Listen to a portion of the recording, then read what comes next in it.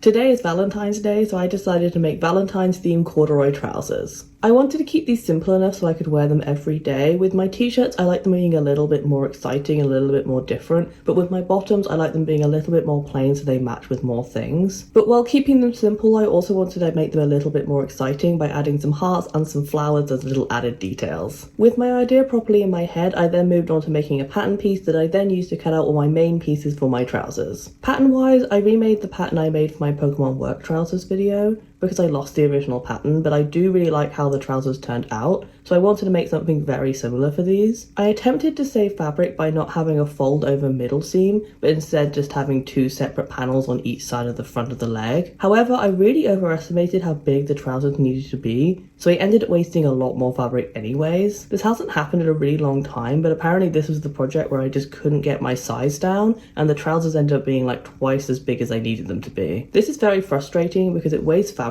when I have to cut away very thin strips at a time, and it also meant that I had to do a lot more fitting to get these right. I really do need to learn how to use an actual pattern so that this doesn't happen more often. Once I had all my main pieces cut out, I moved on to sewing on my first element, which was the zipper. Zippers really aren't my forte, to the point where I feel like I do them completely differently every time I do them, and I never really remember what I did. Even with the footage, I feel like I can't do a very good job of explaining my process, so I really hope the visuals are something that you can somewhat make sense of if you're wanting to do a similar project. When I first started sewing trousers, I would make them all pull-up trousers with elasticated waistbands, because I didn't want to go through the process of learning how to sew on a zip. But then I was just making clothes that I didn't actually want to wear, so there was no point in making them. I do like a partially elasticated waistband at the back just to give it a better fit, but all the way around elastic, I don't like it. Next, I created the heart details that will go on the front pockets. These started out as two pieces of fabric good size facing each other with a heart drawn out in the center. I then sewed along these lines that I had just drawn, and then cut open one of the pieces of fabric so I could flip them the right way out and hide all my seams before sewing a nice neat edging stitch all around the heart to make it look a little bit more finished. I'm really glad I added these because they play into the Valentine's theme and also look quite professionally done. I've been really practicing my machine sewing recently, so I can now get really nice precise shapes that I can add to any base piece, whether that be something I made from scratch or it's something that I'm upcycling. Another factor of my early sewing work was that it never looked detailed. I'd have an okay base, but it was always completely plain aside from maybe pockets, whereas now I love creating individuality by adding small detail elements that you can't really find in store-bought pieces. I really used to think that it was just the colours that I was picking that would make my clothes interesting, but it really wasn't. The interesting part of clothing really comes down to those small details. With my hearts created, I then sewed up the front panels of the trousers so I could place them exactly where I wanted them to be. I decided to place them at a slight angle because I had sewn them with the corduroy fabric in the same direction as the trousers themselves, and I knew that having the fabric texture going identically through them could lead to them getting a bit lost. Basically, changing the direction of the fabric just makes them stand out a little bit more, both visually and in terms of feel. I also realised when sewing them onto the trousers that I didn't really need to sew around the edges previously because I was just following the exact stitches over again. I could have just ironed them flat earlier and saved me a little bit of time, but either way at least I have a nice perfected heart. Once the hearts were on, I then added big red buttons onto the centre of them. I've been loving the borrower aesthetic recently, so when I saw these buttons in the fabric shop I just had to add them. They even only had two left in this red colour, so I personally took that as a sign that they needed to be on this project. I also definitely think these make the hearts look a little bit more obvious, which is exactly what I want. Next, I moved on to adding on my front pockets. I've recently realised pockets are better if they are long, even if they aren't as wide, because I only ever carry my phone, which is long, and my keys, which are a singular key on a keyring, so I don't need a lot of room. So when patching these trousers, I decided to move the pockets more towards the sides than I have previously, and I think this is a really good choice for many reasons. Having the pockets mostly encased by the seams of the trousers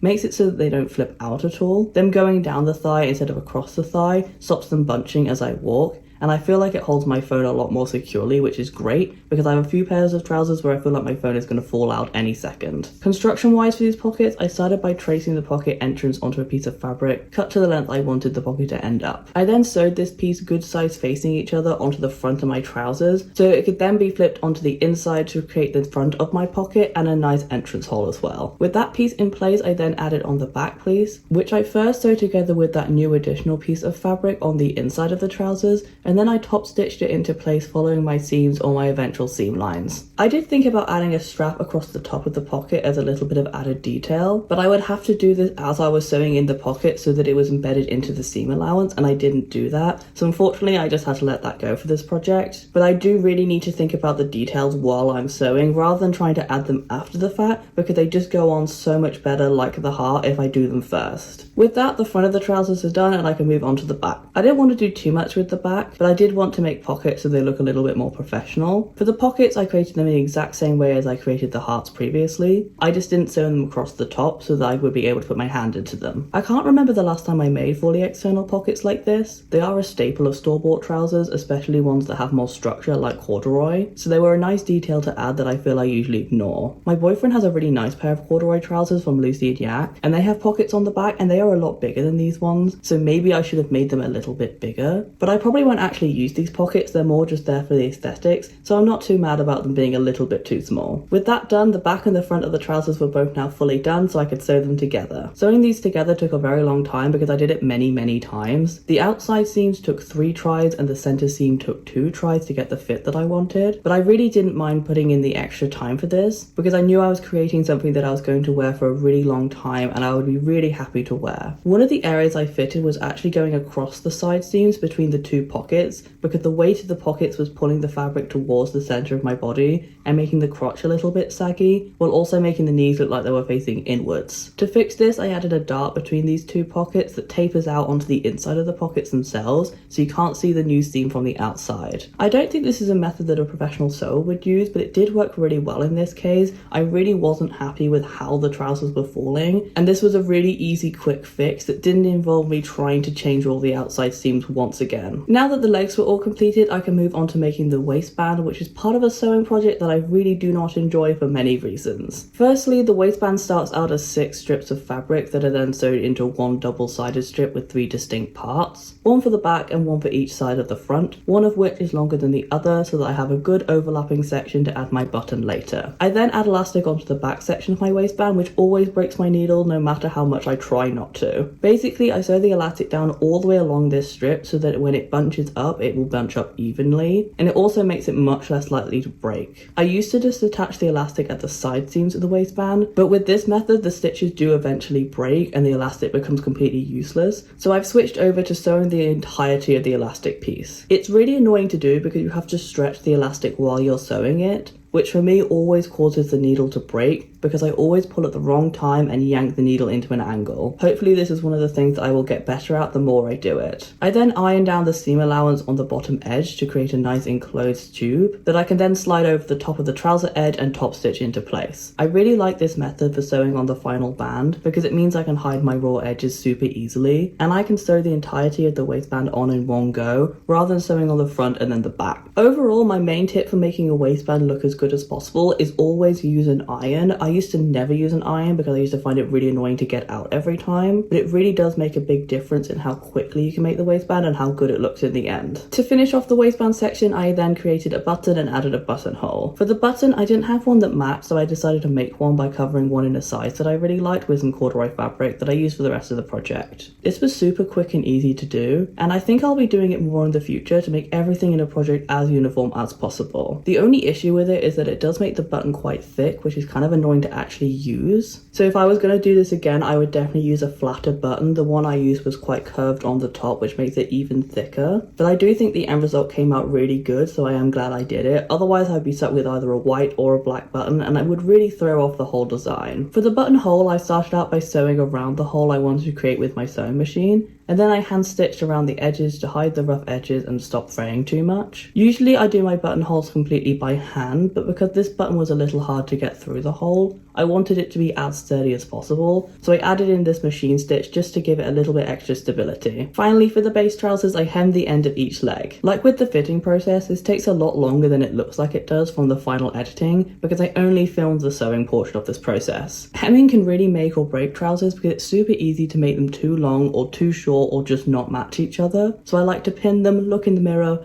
repin them, look in the mirror, and so on until I'm super confident in the length. I've also started doing this process while wearing shoes because I've realized that if I wear shoes, I'm much less likely to make them too short. Now that I had a completed pair of trousers, I wanted to make them a touch more romantic by adding on some cherry blossom inspired flowers using fabric paint. Valentine's Day is a little weird to me. I'm in a relationship, but we're long distance. I live in England and my boyfriend is Dutch, so lives in the Netherlands. So I get really lonely on Valentine's Day. This year I'll be working all day, so if you're watching this as it comes out, I am currently at my job working. And I hope this will make it easier as it'll be a nice distraction all day. But it's not going to be fun either way, so working on these trousers really helped me feel a little bit more grounded over the last week. I really love being productive. It helps me a lot with my stress and my anxiety. So having a project that I can chip away at whenever I get a free hour or so has really worked wonders for me. And by making it into a Valentine's project, I feel like I was celebrating my relationship in a different way. I know that my boyfriend will love these trousers because he always loves seeing the things that I sew, especially if I can wear them out the house. So making these made me feel a little bit more connected to him, even when they are very far away. I hope that everyone watching this video does have a nice relaxing Valentine's Day. I know that people can put a lot of pressure on holidays, so I hope that you're not having a really pressurized situation right now. With that said, I think this project is actually done, so I can finally show you the final result.